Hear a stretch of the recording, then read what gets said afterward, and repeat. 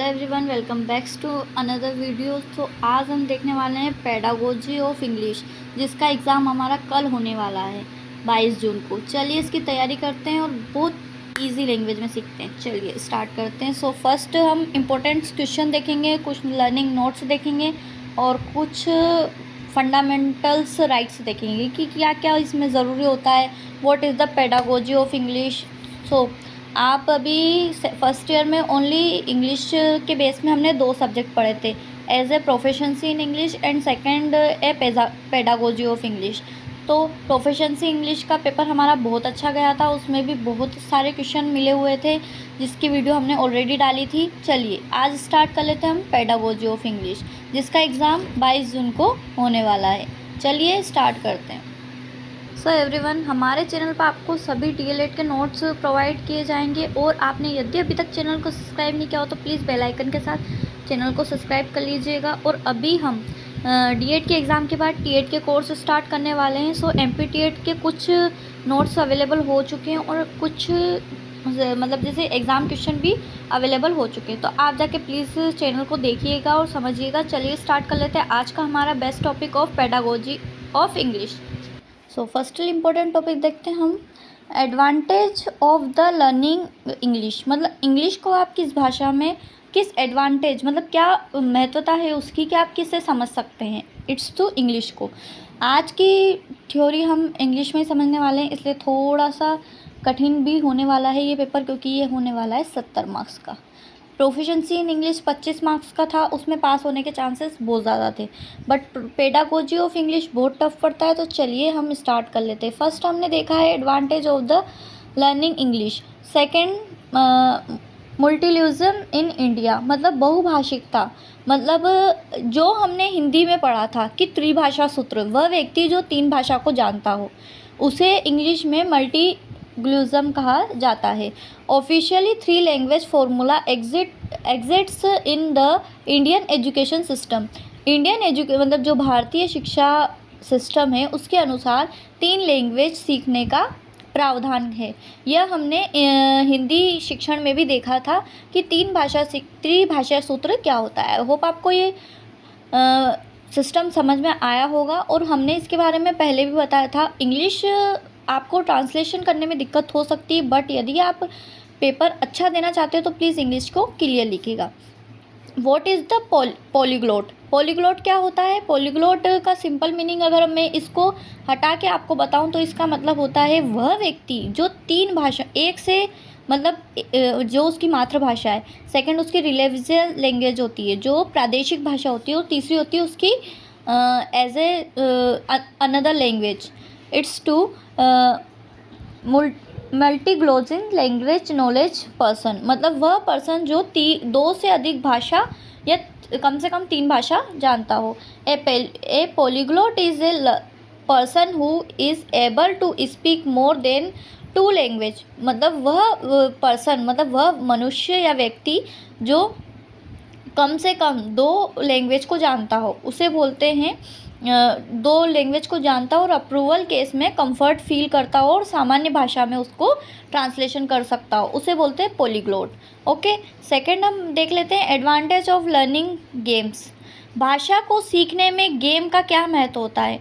अभी हमने थोड़े टाइम पहले देखा था कि जैसे हम किसी एलएम विधि के द्वारा बच्चों को पढ़ाते हैं तो वो एडवांटेज गेम के थ्रू भी हम बच्चों को पढ़ाते हैं, तो उसे बोलते हैं भाषा सीखने वाला गेम, जिसे हमने इंटर्नशिप वाले पैराग्राफ में बहुत अच्छे से समझा था। यदि आपने वो वीडियो देखी है तो प्लीज़ आप देख लीजिएगा, मैं डिस्क्रिप्शन में लिंक प्रोवाइड कर दूँगी। नेक्स्ट है the aim of teaching English. Teaching English के एम्स क्या क्या हैं, ये PYQ क्वेश्चन है और ये बहुत इंपॉर्टेंट है कि कल आ सकता है। ठीक है, the aim of teaching English. तो फर्स्ट इसको 2 पार्ट्स में बांटा गया है। First is general aim and second is static aims, particular statics aim. I hope आपको ये क्वेश्चन समझ में आ गया होगा। यदि आपको इसके नोट्स चाहिए तो आप मुझे बता देना, मैं कमेंट पोस्ट के थ्रू मैं आपको नोट्स प्रोवाइड कर दूँगी। ओके तो एम्स आपको सभी को समझ में आ गए होंगे। It's two general aims and second है particular statics aims. Okay, so next question हम देख लेते हैं। नेक्स्ट क्वेश्चन हमारा होने वाला है right general principle of English language learning. English language को सीखने के लिए आपको क्या क्या क्रिया करनी पड़ती है और कैसे सीखना पड़ता है। Learning through the sense, let the pupil learn to doing, मतलब सीख के समझ के और बोल के आप उस किसी भी लैंग्वेज को, एज ए इंग्लिश लैंग्वेज नहीं, आप किसी भी लैंग्वेज को एकदम आसानी तरीके से समझ सकते हैं। Proceed from the concrete to abstract, मतलब आपको वह भाषा दोहराव में होनी चाहिए, मतलब आप सामने वाले को ये भाषा समझा पाओ।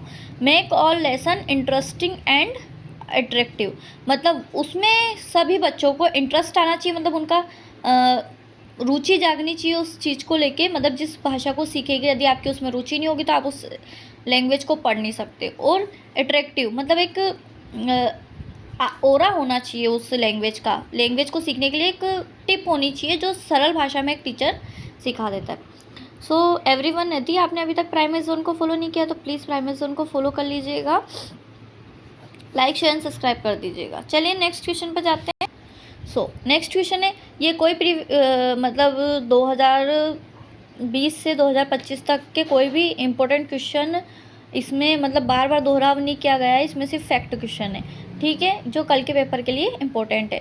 What is the importance of the mother tongue in English language, मतलब जो आपकी मातृभाषा होती है उसकी क्या पहचान होती है और आप उसे कैसे सीख सकते हैं।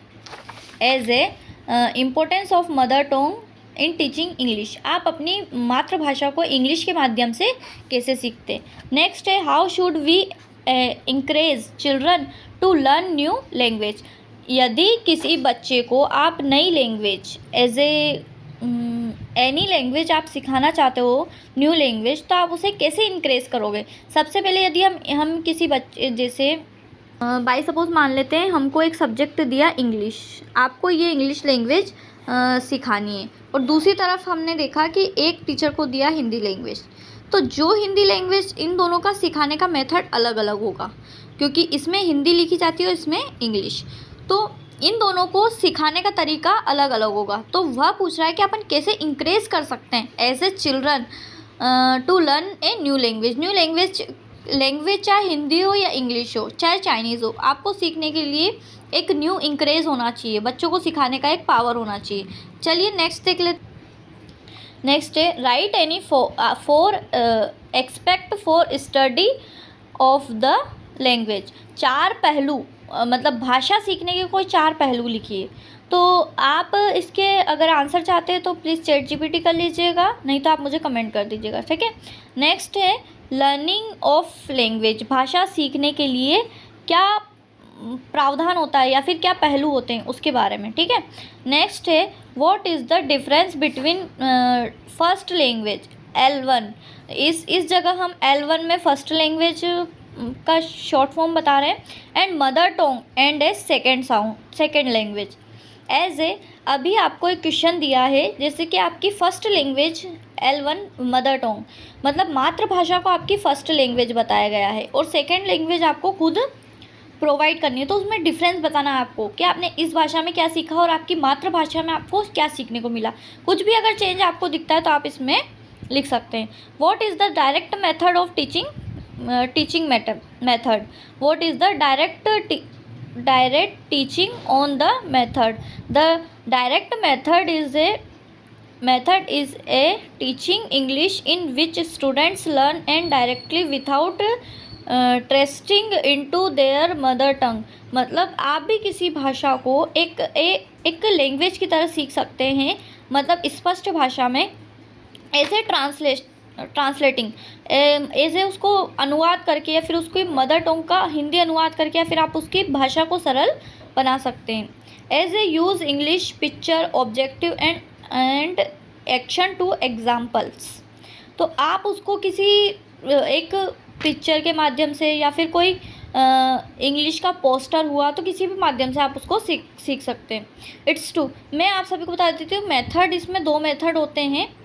फर्स्ट टू डायरेक्ट मेथड, भाषा सीखने के लिए डायरेक्ट मेथड, और दूसरा होता है स्टडी मेथड। नेक्स्ट क्वेश्चन है, what are teaching learning material, मतलब आप टीचिंग किस तरीके से कर, तो टीचिंग आप किस तरीके से करा सकते हैं, तो हमारा क्वेश्चन है what are the teaching learning methods, कौन कौन से होते हैं। सभी से पहले हमने शुरुआत से देख रखा है टीचिंग लर्निंग मेथड और एक्टिविटी लर्निंग मेथड, ये दो मेथड हम जानते हैं। Types of TLM, TLM is a teaching learning method, ये हमने आगे की प्रोफिशिएंसी इन इंग्लिश में भी देखा था। इस two types of TLM, TLM अगर हम टाइप्स देखें कि टीएलएम के कितने टाइप्स होते हैं। फर्स्ट है विजुअल एड्स, मतलब देखना, जैसे हम किस चीज़ को देख के उस चीज़ को सीख पाते हैं, जैसे as a poster, as a map and as a graphs and white board. White board देख के आप मतलब किसी भी चीज़ को देख के सीख सकते हैं। नेक्स्ट है audio aids, as a record language, जैसे आप इस कक्षा को रिकॉर्ड क्लास को देख रहे हैं तो आप इसको एक as a audio teaching method से देख रहे हैं, एज ए मतलब आप इसे सुन सकते हैं और आप इस पर रिएक्ट भी कर सकते हैं। नेक्स्ट है ऑडियो एंड विजुअल, मतलब फर्स्ट तो है विजुअल, सेकंड है ऑडियो एंड थर्ड है audio and visual aids. It as a video and smart boards, smart boards में एक चिप लगाई जाती है जिसमें एज ए पीडीएफ के साइन से आपको समझाया जाता है, तो उसमें ऑडियो भी पाई जाती है, मतलब उसमें आप सुन भी सकते हैं और उसमें आप देख भी सकते हैं, मतलब पिक्चर के थ्रू आप उसे देख भी सकते हैं। रियल ऑब्जेक्टिव, मतलब एक मिनट, रियल ऑब्जेक्टिव एड्स, इसका मतलब होता है मॉडल प्लांट्स या फिर किसी भी हैंड मतलब जैसे हाथ से बनी हुई चीज़ों को आप इसमें देख सकते हैं, है ना। नेक्स्ट है digital and multimedia, as a education software, वह भी बताया था कि डिजिटल वेब के माध्यम से आप किस भाषा को इजी वे में सीख सकते हैं। एज ए यूट्यूब से आप इसे किसी भी भाषा को इजी लैंग्वेज में सीख सकते हैं। और डिजिटल वेब का सबसे बेस्ट माध्यम मैं आपको एक ऐप के माध्यम बताऊंगी अभी एंड में, एड ए इंटरएक्टिव एप्स। तो एक इंटरएक्टिव एप्स के बारे में आप सभी जानते हैं, चलिए उसके बारे में थोड़ा सा डिटेल से पढ़ते हैं। तो जी हाँ, आप सभी ड्यूलिंगो ऐप के बारे में तो ज़रूर जानते होंगे। तो इसमें आप किसी भी भाषा को एक डिजिटल वेब के माध्यम से या स्पीक के माध्यम से आप देख सकते हैं। ऐसे हम देखते हैं कि हमको यदि इंग्लिश सीखनी है, ठीक है, तो आपको इसमें बहुत ही अच्छे मेथड से इंग्लिश सिखाई जाती है। तो आपको मतलब किस तरीके की इंग्लिश पसंद है, as a international, chess, Hindi, Germany, तो हम इंटरनेशनल इंग्लिश सेलेक्ट करेंगे। तो ये एक डिजिटल माध्यम कहलाता है। एज ए टीएलएम के अंदर भी इसे माना जाता है, जिसमें आप किसी भी तरीके से कर सकते हैं। चलिए नेक्स्ट, यदि आप इसमें देखते जाएंगे तो आपको इसमें कुछ प्रोवाइड्स क्वेश्चंस दिखेंगे जिसे आपको सॉल्व करने होंगे। तो ये माध्यम हम बोल सकते हैं एज ए डिजिटल माध्यम, मतलब डिजिटल एम्स बोल सकते हैं, as a teaching learning method. चलिए इसका एक क्वेश्चन आज हम सॉल्व कर लेते हैं। इसका फर्स्ट क्वेश्चन हम देख सकते हैं, इसमें आपको डिजिटल वेब के माध्यम से आपको इसमें पिक्चर भी दिखाई दे रही है, इसमें आपको मीन्स भी दिखाई दे रहे हैं और इसमें आपको एक वेब के माध्यम से आपको सब दिखाई दे रहा है। चलिए अगर आपको इसका आंसर पता हो तो प्लीज़ कमेंट कीजिएगा। मेरे को बाय योरसेल्फ पता था और ये सही भी निकला है। यदि आप इससे कोई भी एक मिनट, यदि आप भी डिजिटल वेब के माध्यम से यदि कोई क्लास देख सकते हैं या फिर कोई इंटरनेशनल लैंग्वेज सीखना चाहते हैं तो आप प्लीज़ डुओलिंगो का इस्तेमाल कीजिएगा। चलिए आ जाते हैं अपने टॉपिक्स पे। आज हमने कुछ इंटर लैंग्वेज को लेके कुछ मल्टीमीडिया और डिजिटल मीडिया के बारे में पढ़ा है। तो कुछ क्वेश्चंस इसमें से बैठ सकते हैं और कुछ क्वेश्चंस आपको लास्ट थ्योरी में देखना पड़ेगा। तो मैं उसका लिंक डिस्क्रिप्शन में दे दूँगी, तो आप प्लीज़ प्राइमरी जोन को फॉलो करना और सब्सक्राइब करना। Thank you for watching.